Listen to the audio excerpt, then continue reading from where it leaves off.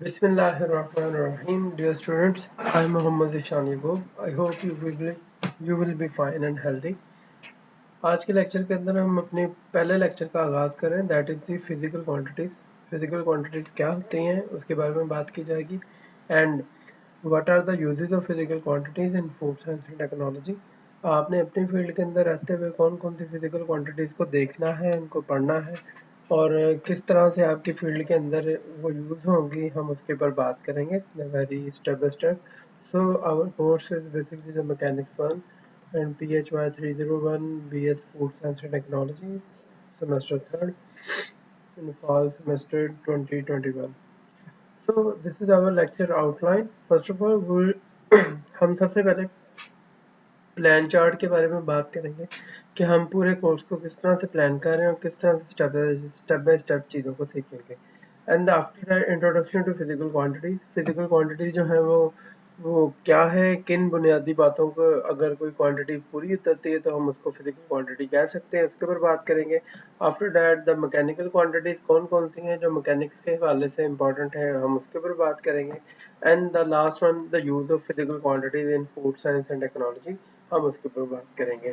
So let's start with the plan. Mechanics one course है हमारा जी, और प्लान चार्ट जो है वो कैसे है कि हम स्टेप बाय स्टेप कैसे कैसे अपने डिफरेंट टॉपिक्स को अचीव करते जाएंगे और उनके फर्दर कॉन्सिक्वेंसेस क्या होंगे। First of all we will discuss about the physical quantities, जो कि हमारा आज का पहला लेक्चर है।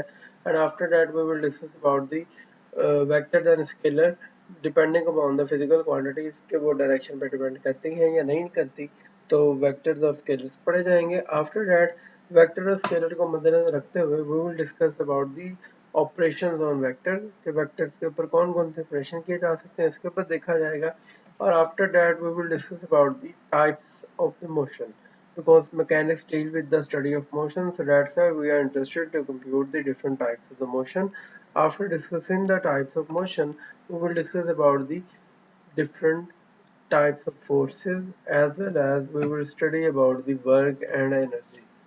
So the detail of each aspect is given is here, that the physical quantities के अंदर यह base और derived physical quantities के ऊपर बात की जाएगी, and these derived and base physical quantities further be characterized into the mechanical quantities, जो कि आज का हमारा पहला लेक्चर होगा। After that we will study the vector and scalar, तो वेक्टर और स्केलर की प्रॉपर्टीज के बारे में बात की जाएगी, और उसके अलावा हम ये पढ़ेंगे कि किस तरह से हम इनकी डिफरेंट जो स्केलर्स हैं और वेक्टर्स हैं उनके यूजेस के ऊपर बात करेंगे, जो आपकी फील्ड के लिहाज से इम्पोर्टेंट है। फॉर एग्जांपल आप फूड साइंस के हैं तो उस हवाले से स्केलर्स और वेक्टर्स का क्या क्या किरदार है और किस तरह से आपको इन सारी बातों के बारे में पता होना चाहिए। द थर्ड वन जो है वो ऑपरेशन ऑफ वेक्टर है, तो वेक्टर के ऑपरेशन के लिहाज से scalar product, vector product and transformation का हमें पता होना चाहिए, वो भी इंशाल्लाह हम स्टडी करेंगे और किस तरह से ये सारी चीज़ें डिपेंड करती हैं एक दूसरे पर, ये सारा कुछ पढ़ा जाएगा।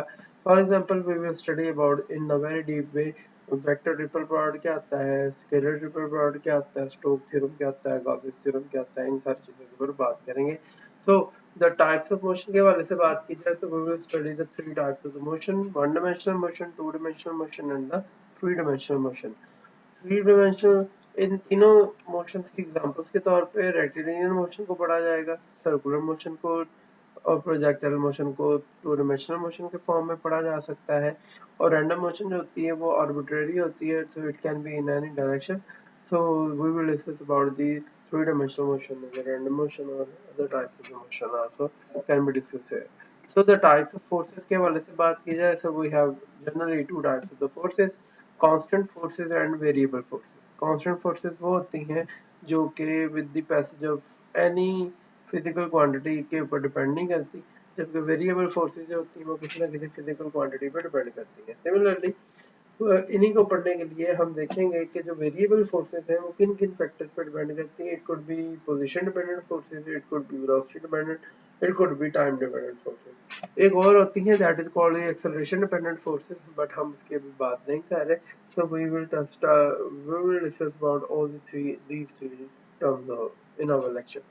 तो एक और जो टॉपिक है टाइप ऑफ फोर्सेस के हवाले से, that is the pseudo forces and conservative forces. कुछ ऐसी फोर्सेस होती हैं जो कि फ्रेम के ऊपर डिपेंड करती हैं, और कुछ ऐसी फोर्सेस होती हैं जो हमेशा कंजर्व रहती हैं, तो हम उसके ऊपर बात करेंगे। तो नॉन इनर्शियल फ्रेम्स जो होते हैं जितने भी, उनकी जो फोर्सेस होती हैं that is called the pseudo forces. और the last one work and energy theorems, तो हम सबसे पहले work done by the constant and variable force को स्टडी करेंगे, वर्क एनर्जी थ्योरम को पढ़ेंगे, और इनसे related one dimensional and two dimensional cases को स्टडी किया जाएगा। ये हमारा मुकम्मल चार्ट है जी मैकेनिक्स वन का। इसके अलावा we will discuss about the linear momentum, impulse, collision, इन सारी चीज़ों के ऊपर हम डिस्कशन करेंगे। और ये हमारे पूरे कोर्स का एक लेक्चर प्लान है, जिसके अंदर हम प्लान चार्ट है, जिसके अंदर हम ये स्टेप बाय स्टेप चीज़ों को स्टडी करना है। So that today we will discuss about only the physical quantities, and the what is the difference between base and derived quantities, and what are the mechanical quantities. This is our first, you can say, the intention to understand this particular step regarding the physical quantity. So let's start with the physical quantity. The physical quantity, ये वो physical, any physical quantity which qualifies the following criteria can be declared as a physical quantity. कोई भी ऐसी quantity जो कि following criteria को fulfil करे, हम उसे फिजिकल क्वांटिटी कह सकते हैं। और वो दो कंडीशन है जी।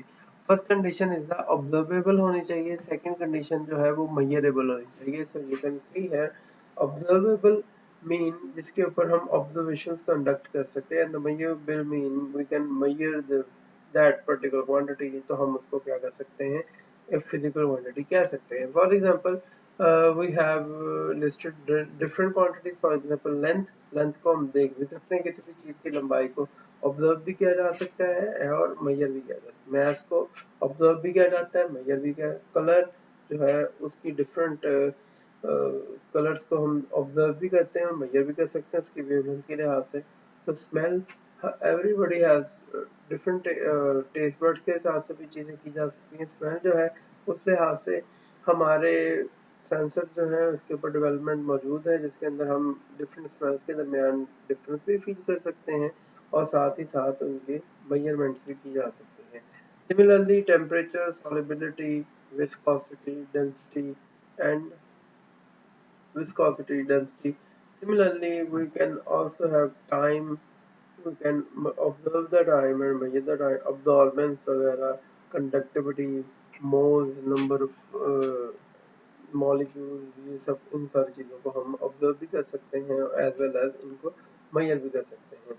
So the nomenclature of physical quantity के हवाले से देखा जाए तो हम किस तरह से इन फिजिकल क्वांटिटी को कैटेगराइज किया जा सकता है। So any physical quantity have actually two different analysis. एक है जी क्वालिटेटिव एनालिसिस होता है और एक होता है जी क्वांटिटेटिव एनालिसिस फिजिकल क्वांटिटी का। क्वालिटेटिव एनालिसिस और क्वांटिटेटिव एनालिसिस की बुनियाद पर ही हम फिजिकल क्वांटिटीज को जान सकते हैं। तो सबसे पहला क्वालिटेटिव एनालिसिस होता है वो है आइदर के ये फिजिकल क्वांटिटी बेस है या डिराइव्ड है। मतलब बेस क्वांटिटीज वो होती हैं जो किसी और शय पर मुश्तमिल ना हो और किसी और फर्दर फिजिकल क्वांटिटी से ना मिलके बनी हो, जबकि डिराइव्ड जो होती हैं वो बहुत सारी बेस क्वांटिटी से मिलके बनी होती हैं। सिमिलरली हम ये देखेंगे कि ऐसी फिजिकल क्वांटिटी जो है वो डायरेक्शनल होती है या नॉन डायरेक्शनल है। तो अगर वो डायरेक्शनल है it will be called vector physical quantities, अगर वो नॉन डायरेक्शनल है तो वो that is called scalar physical quantities. And similarly the for the sake of quantitative analysis, तो क्वांटिटेटिव एनालिसिस के अंदर हमें उनकी कोई ना कोई न्यूमेरिकल वैल्यू चाहिए होती है जो कि मेजरेबल होने से दरकार है। तो क्वांटिटेटिव एनालिसिस की दो कंडीशन है, वो है कि ये मेजरेबल होनी चाहिए and the second one accessible होनी चाहिए, कि ये इजीली एक्सेसिबल हो ताकि हम इसको मेजर कर सकें और इसको क्वांटाइज कर सकें। जबकि क्वालिटेटिव के लिए हमें इन सारे पैरामीटर्स को मद्देनजर रखना होता है। So the base physical quantity जो है वो टोटल 7 हैं: length, mass, time, electric current, thermodynamic temperature, amount of substance and luminous intensity. You can see that we have different symbols for these. ये सब लोग सारी चीजें आप लोगों ने बेसिक्स कॉलेज लेवल पर पढ़ी हैं। फिर भी we have here a different situation. We have length का unit metre, kilogram, second, ampere, kelvin, mole and candela है, जबकि एब्रीविएशन जो है वो आपके सामने है।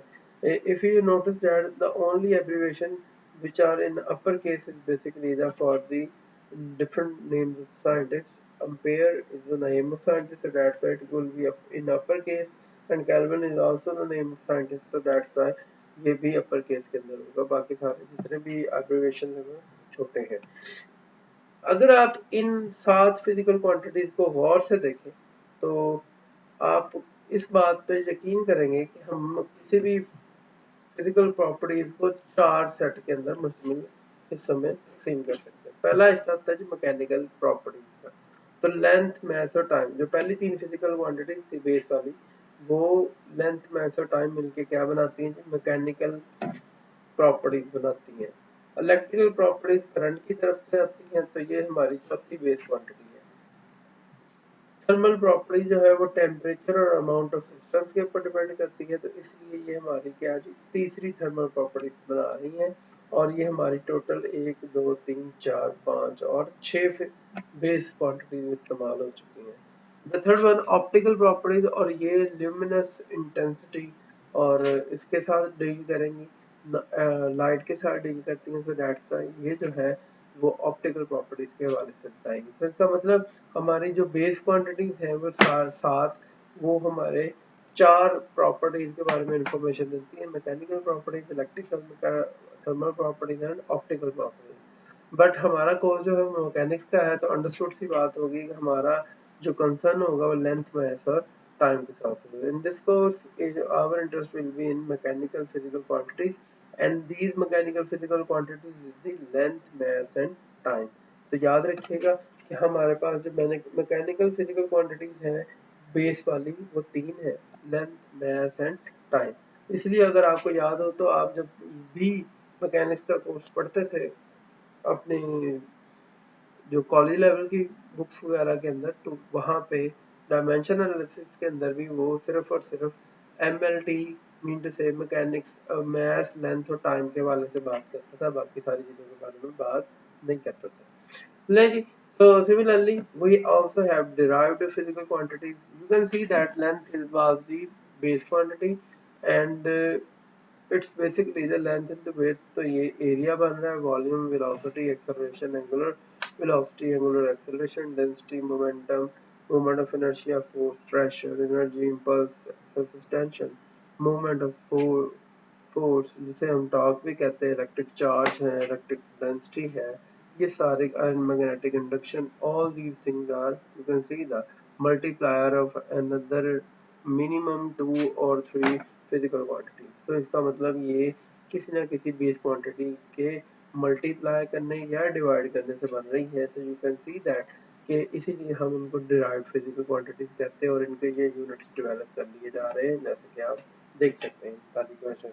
सो इसका मतलब हमें डिराइव्ड और बेस के बारे में एक क्वाइट इंफॉर्मेशन होनी चाहिए कि इन दोनों में क्या है और किस तरह से ये दोनों फर्क तलाश कर सकते हैं। लेकिन वो फिजिकल क्वांटिटी जो आपकी फील्ड के अंदर इम्पोर्टेंट है और उसके मुताबिक ही आपने इस सारी चीज़ों को स्टडी करना है। These are called the many physical quantities है जो आप अपने फील्ड में इस्तेमाल करते हैं। But with the short introduction मैं इन सबको बताता हूँ। In food science and technology we usually follow the use the following physical quantities in industry and field. जो कि सबसे पहले तो आप किसी भी मैथ ऑफ ऑब्जेक्ट को मेजर करना करते हैं, किसी भी इंडस्ट्री के अंदर चले जाएं या किसी भी प्रोडक्ट को अगर आप बना रहे हैं तो आपको पता होना चाहिए कितने ग्राम की या कितने पाउंड की है। सिमिलरली आप टेम्परेचर एंड फूड थर्मोमीटर्स के अंदर भी यही काम करते हैं कि जो आप फूड प्रोसेसिंग के अंदर काम करते हैं कि किसका टेम्परेचर, इसका फूड के टेम्परेचर को मेंटेन किया जा सके, दैट इज़ वेरी इंपॉर्टेंट। तो वो फ़ारेनहाइट स्केल वगैरह में, सेल्सियस में या डिग्रीज के अंदर इस्तेमाल किया जा सकता है। इसी तरह आप विस्कोसिटी, थिकनेस एंड एवेपोरेशन वगैरह की टेक्निक के साथ भी काम करते हैं। फिजिकल क्वांटिटीज को भी देखते हैं कि विस्कोसिटी कितनी होनी चाहिए, specially whenever you are in industry, food industry, जिसके अंदर आप अपना फूड प्रोसेसिंग कर रहे हैं, most of the time milk की, जूसेस की, या फिर आप वाटर वगैरह के हवाले से या हनी वगैरह के लिहाज से बात करते हैं, तो आपको इन सारी विस्कोसिटी का पता होना चाहिए और इन फिजिकल क्वांटिटीज के बारे में जानना चाहिए।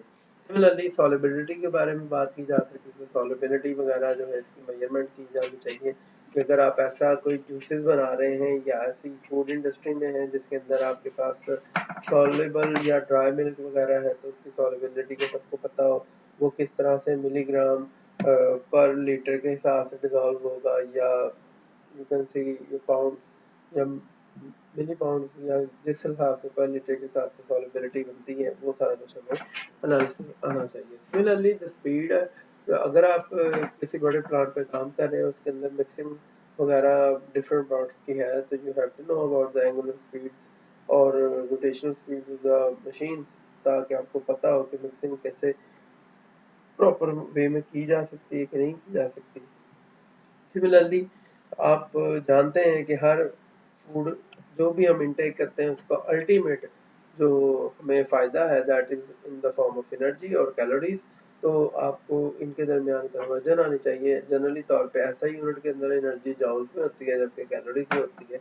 वो जॉल्स का एक डिराइव्ड यूनिट कह लें, या एक another form of the unit है, जो कि एक दूसरे के साथ कन्वर्ट करते हैं। तो calorie is a bigger unit, जो कि 4.12 जॉल के हिसाब से बराबर होता है। तो आप इन सारी चीज़ों के बारे में भी पता होना चाहिए। उसके अलावा हमारे पास डेंसिटी है। Whenever we are talking about the milk और अदर फॉर्म्स, तो आप उसकी डेंसिटी वगैरह मेजर करते हैं, ताकि आप उसकी क्वालिटी को चेक किया जा सके। तो इन सारी चीज़ों के बारे में भी आपको पता होना चाहिए।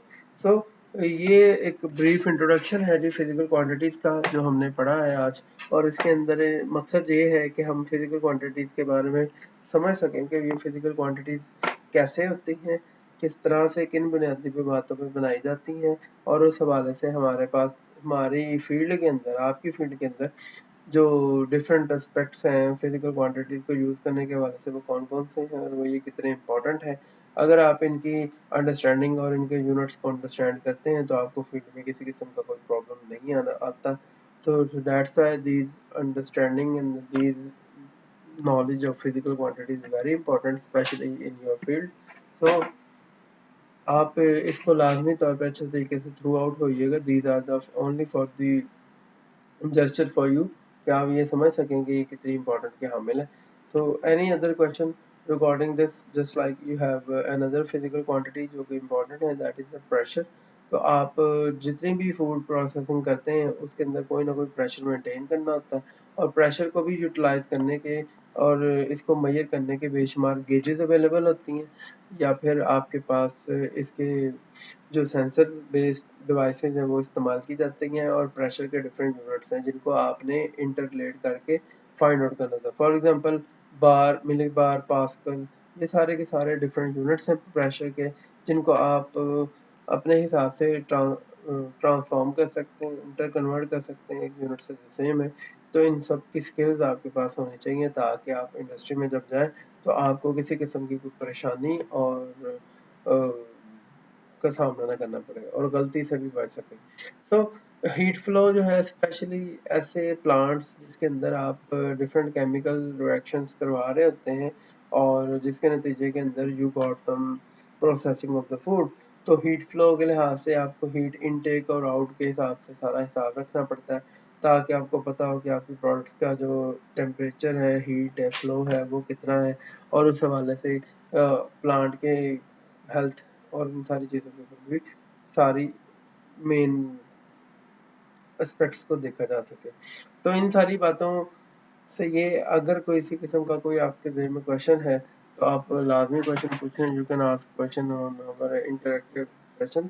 तो जूम मीटिंग के ज़रिए से, व्हाट्सएप ग्रुप के ज़रिए से भी सवाल पूछा जा सकता है, ग्रुप में पूछ सकते हैं आप क्वेश्चन, और उसके अलावा से यूट्यूब कमेंट सेक्शन में भी आप ये क्वेश्चन पूछ सकते हैं। किसी किस्म का कोई प्रॉब्लम, कोई किसी किस्म की कोई आपको परेशानी हो इस टॉपिक के हवाले से, तो लाजमी पूछिएगा। दूसरा ये है कि ये topic I don't think so कि ये बहुत मुश्किल था, बल्कि ये आप लोगों के लिए एक रिव्यू ही है, वो पहली चीज़ें जो आपने पहले पढ़ी हुई हैं। बट इसका जो मेन मकसद है वो यही है कि उन सारी फिजिकल क्वांटिटीज जो आप लोगों ने पहले पढ़ी हैं, उनकी तवज्जो आपको दिलाना है कि वो सारी चीज़ें आपकी फील्ड में कैसे कैसे इस्तेमाल होंगी। That is the more important.